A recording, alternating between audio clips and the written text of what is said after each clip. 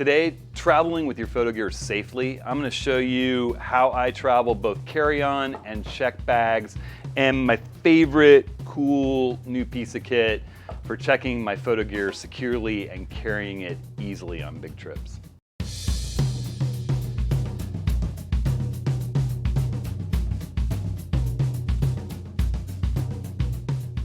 Well, hey everyone, it's Hudson, and I'm packing for a trip for the first time in a really long time. So I'm going to share some new stuff that I got that I'm really excited about, along with just some tips for how to think about packing what goes on the plane versus what you check, and to dispel that anti-checking feeling that so many people have about airports.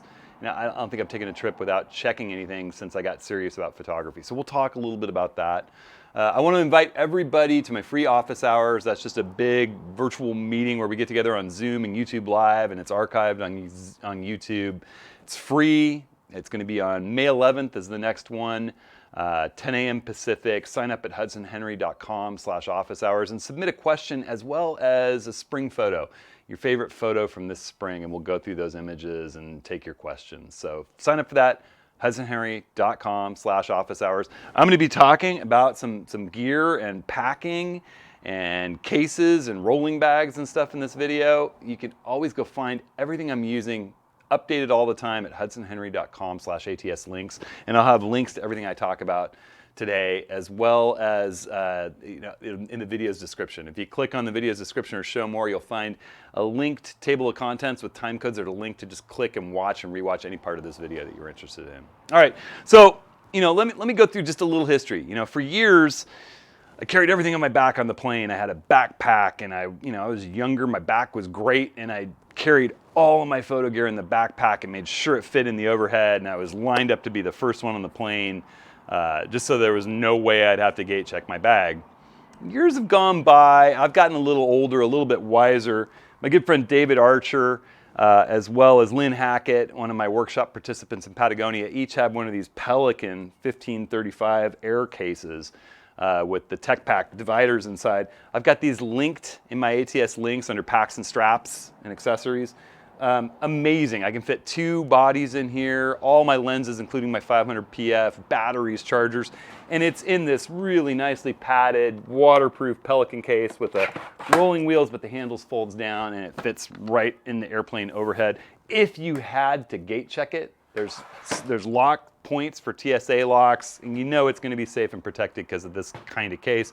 So I transfer all those critical optics, the bodies, enough batteries and chargers, and all the lenses that I absolutely need to this. But then, I've got the big tripod, and I know a lot of people take little travel tripods. I think most people who follow me know my opinion of tiny travel tripods. I would rather have this 7-pound, 80-inch tall fluid head system than anything. It's like the one thing I really don't want to leave behind.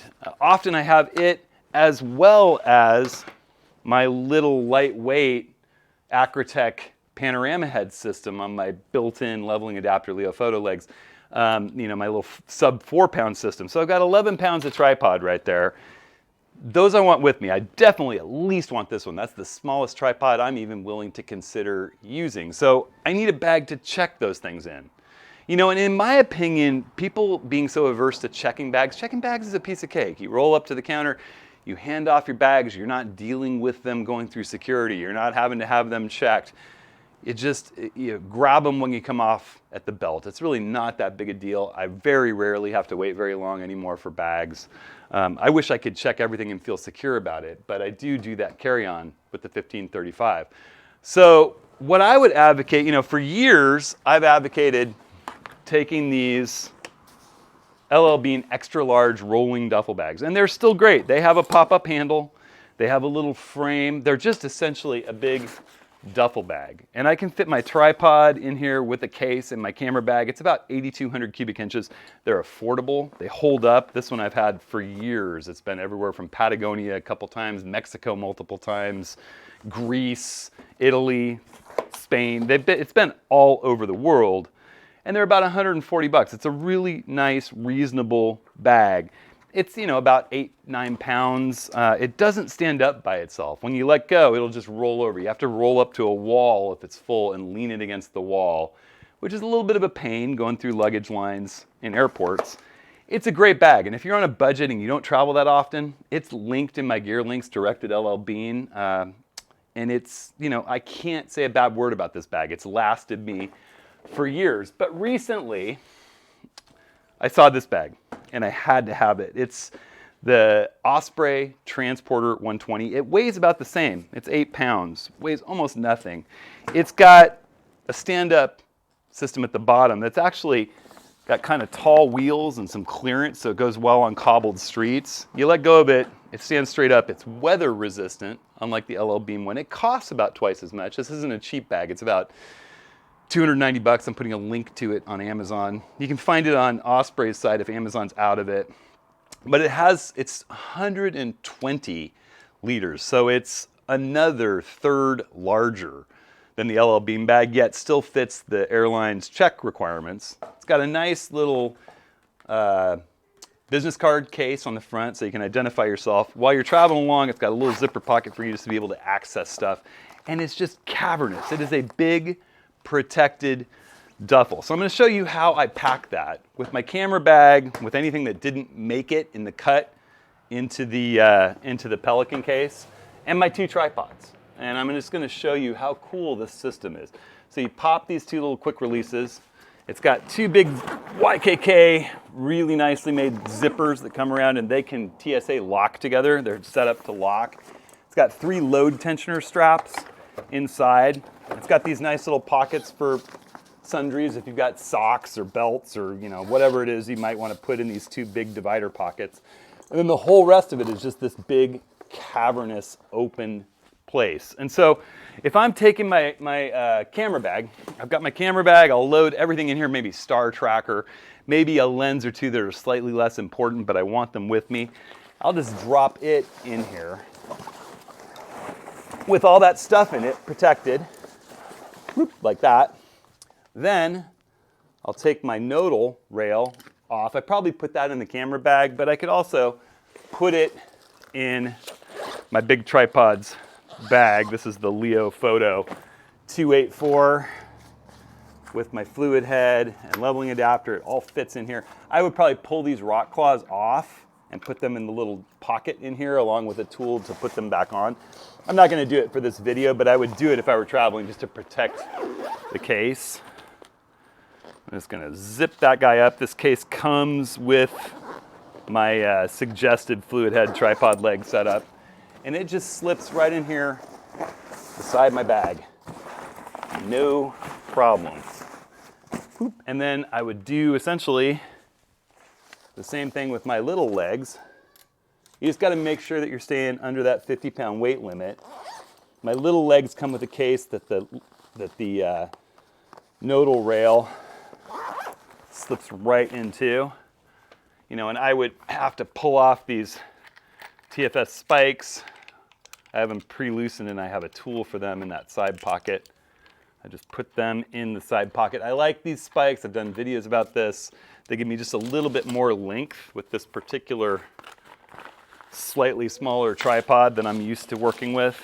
It drops in here with the Acrotech head, no problem, and the spikes. Just zip that guy up, protect it a bit, set it in there too, flip the lid back over the top. And this is my big f-stop Suka bag. And you know what, you can grab those 3 load straps and cinch everything down so it doesn't move at all in there. Your camera bag is padded. And snap lock, just to protect the cover from being pulled on. Pop it up and roll it to the check-in. The nice thing about this versus this is that this doesn't stand up by itself. It's just not weatherproof. It's not made to roll over cobblestones and rough streets or trails and places. You know, there's been some places I've stayed in Africa in particular where it's really rutted and rough as you're hauling your gear to where you're actually gonna be. This thing's just really, really sweet. If you can afford the extra, you know, twice as much money, you get a third more carrying capacity. I've tested this out. I'm not going to show you right now, but I can even pack my tripods into my big hefty expedition bag and get it in my big huge Gregory with all the tripods and a bunch of gear inside of it. If I was doing a big expedition and I'm not carrying a camera bag, it fits right inside there, along with room for some extra stuff. So a really versatile solution. Again, you know, if you've taken my advice in the past and you already have your LL Bean rolling bag, there's nothing wrong with it. One of the neat things that this has, one more little cool addition to it, it has a little Velcro pocket on the top, and they threw in this little webbing. Hold on, I got to get a hold of it. There, pops out, and it has a snap lock, and you pull up the handle for your second bag. So say you have your LL Bean and you actually need to haul a bunch of stuff, like me as a dad kiteboarder photographer. Well, you can sandwich two of these bags and roll them together through the airport, and now all of a sudden your LL Bean bag doesn't fall down when you let go. So pretty cool. I'm super impressed. The Osprey Transporter 120. They also make it in a 90, which would be about the same size as that LL Bean extra large, and it will fit the tripod bag inside. It doesn't necessarily give you the leeway to put a big expedition backpack loaded in it. You know, I think the only limitation you have with this thing is making sure that you don't put more than 41.5 pounds of stuff in it, because it's about 8.5 pounds to start with, and you don't want to max that 50-pound limit out. So when you watch this, I'll actually be on the other side of the country on the East Coast with my kids and their grandparents, enjoying some beach time, maybe kiteboarding a little bit, and I'll have been rolling this bag through airports on the way for the first time in a really long time. And we're going to be taking off on workshops at the end of this summer. Unfortunately, most of those have filled up. We'll be talking about 2022 workshops, getting those up for sale. There's still a spot left in each of my Cuba workshops. We had some cancellations, so that's the only thing available right now. Costa Rica is waitlisted. The Oregon coast is waitlisted. Yellowstone, the Tetons, Moab, all waitlisted. But there is a spot left in each of the Cuba workshops, and there will be workshops coming in 2022. So stay tuned for more info on that. You guys have any questions or comments, shoot them to me. Again, links to everything is at hudsonhenry.com/ATSlinks. And don't forget to sign up for the office hours on May 11th, 10 a.m. Pacific, and send in those spring photos as well as questions for the discussion. All right, and I really hope I'll see you there. Hope you'll sign up for Zoom so I can see your faces. And I hope you're enjoying spring, maybe seeing some family that you haven't seen for a long time now that we're all getting the vaccine. Stay safe, stay creative, and we'll see you next week.